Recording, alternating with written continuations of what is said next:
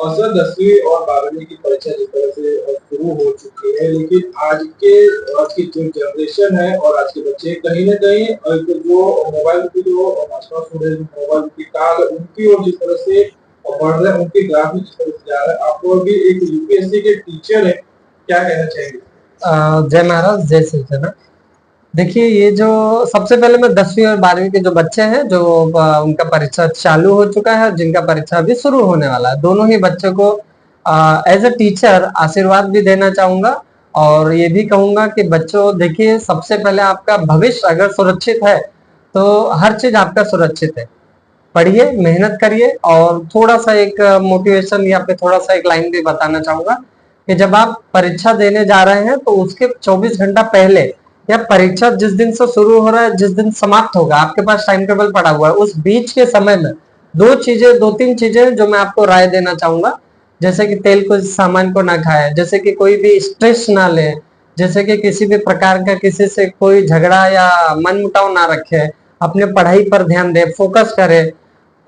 अगर आप साल भर तक पढ़ाई नहीं किए हैं तो आप पढ़ाई करके कोई फायदा नहीं, क्योंकि अब उसका रिजल्ट नहीं आएगा। अब जो समय है, अब वो रिवीजन का समय है, और आपको रिवीजन देना है, ध्यान देना है, पढ़ाई के ऊपर मोटिवेशन करना है।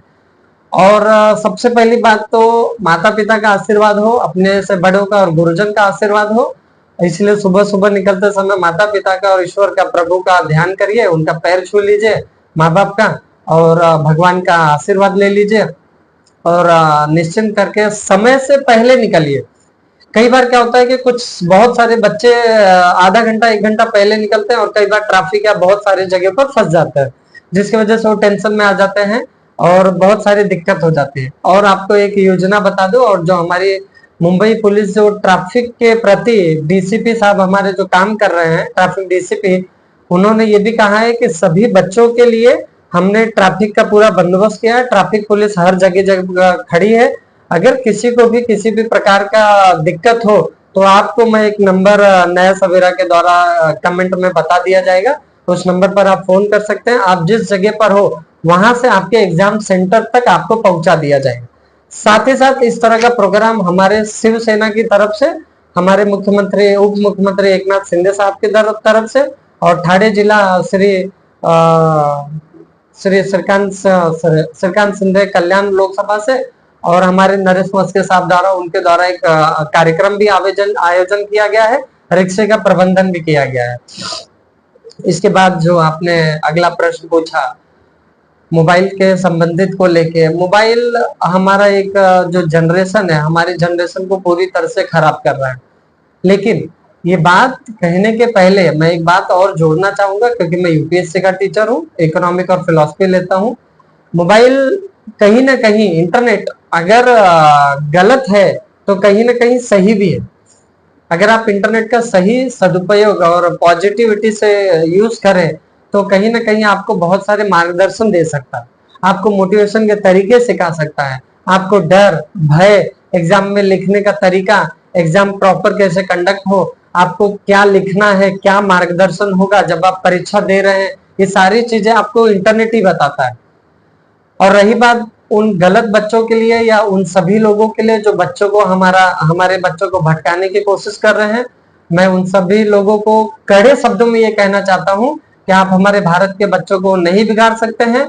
और इस तरह का प्रोग्राम हम श्री नरेश मस्के साहब, हमारे ठाणे के खासदार और ठाणे जिला प्रमुख शिवसेना साहब सर ने लोकसभा में भी ये प्रश्न उठाया है कि जल्द से जल्द ऐसे लोग जो लोगों को गुमराह करने का काम कर रहे हैं, जो इंटरनेट पर, यूट्यूब पर, फेसबुक पर गंदे गंदे शब्द या गंदे गंदे यूट्यूब पर वीडियो चलाने का प्रोग्राम कर रहे हैं, भारत की सभ्यता को समाप्त करने की कोशिश कर रहे हैं, उन सभी लोगों से मैं आग्रह बिल्कुल नहीं करूंगा। मैं ऐसे लोगों के ऊपर कड़ा निंदा कार्रवाई करूंगा।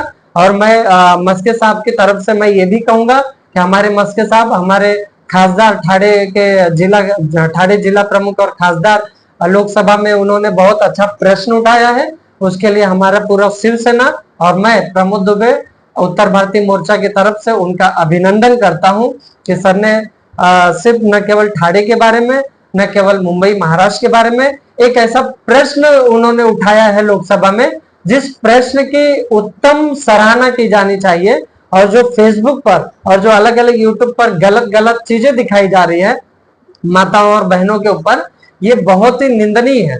इससे हमारे बच्चे कहीं ना कहीं बिगड़ रहे हैं। सर इसका प्रभाव क्या पड़ेगा? एग्जाम पर मैं अगर भटक रहा हूं तो मैं भटक नहीं रहा हूं, मैं उसी प्रश्न पर बैठा हुआ हूं। प्रश्न ये सेम यही था और मैं यही बताना चाहता हूं, हमारे बच्चे भटक रहे हैं इंटरनेट और यूट्यूब के माध्यम से। न उनकी पढ़ाई पूरी हो पा रही है और न तो उनका जो प्रोग्राम है उस तरह का चल रहा है। 14 फरवरी की अगर बात किया जाए तो 14 फरवरी एक ब्लैक डे माना जाता है, लेकिन कुछ लोगों ने आके 14 फरवरी को वैलेंटाइन डे मना दिया गया।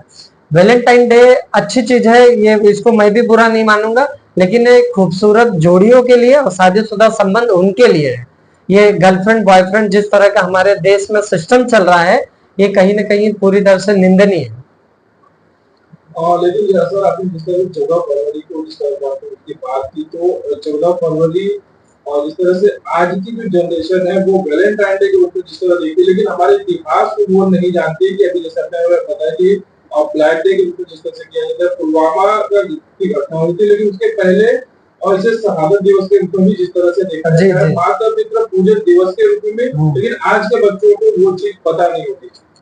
देखिए इसका कारण कहीं न कहीं स्कूल का जो शिक्षक है, मेरे इस वीडियो के बाद कई लोगों को बुरा भी लगेगा तो मैं उन लोगों से क्षमा चाहता हूं, और जरूर पूरा वीडियो देखिएगा, उसके बाद आप कमेंट करिएगा कि मैंने क्या कहा है। स्कूल के जो मास्टर है, जो शिक्षक है और जो माता पिता है, ये उनकी भी कहीं ना कहीं जिम्मेदारी है और समाज की भी जिम्मेदारी है कि हमारे बच्चे क्या कर रहे हैं, कहाँ जा रहे हैं, क्यों जा रहे हैं, उसका कारण क्या है।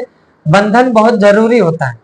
कई बार लोग कहते हैं कि बंधन क्यों जरूरी होता है, तो बंधन बहुत जरूरी होता है। इससे आपको मैं एक उदाहरण दे दूं, कोई पतंग अगर आपके पास है, अगर आप उस पतंग को उड़ा रहे हैं, मांजर का जो धागा है, धागा अगर मेरे पास है, तब तक वो पतंग सही जगह पर उड़ता है ना, उसका कमान आपके पास होता है।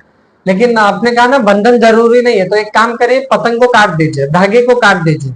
अब वो धागा एक टाइम आएगा कि बहुत ऊपर जाएगा और कुछ समय के बाद वो धागा, वो पतंग जो पता नहीं कहाँ गिरेगा, उस पतंग को भी नहीं पता चलेगा, और जिसके हाथ में पतंग था वो भी पछताएगा कि मैंने गलत निर्णय लिया। इसीलिए बच्चों पर माँ बाप का कंट्रोल होना जरूरी है, पति पर पत्नी का, पत्नी पर पति का। हर एक रिश्ता तो अपने अपने जगह पर सही होता है और हर एक रिश्ते को संभाल के रखना जरूरी है। धन्यवाद।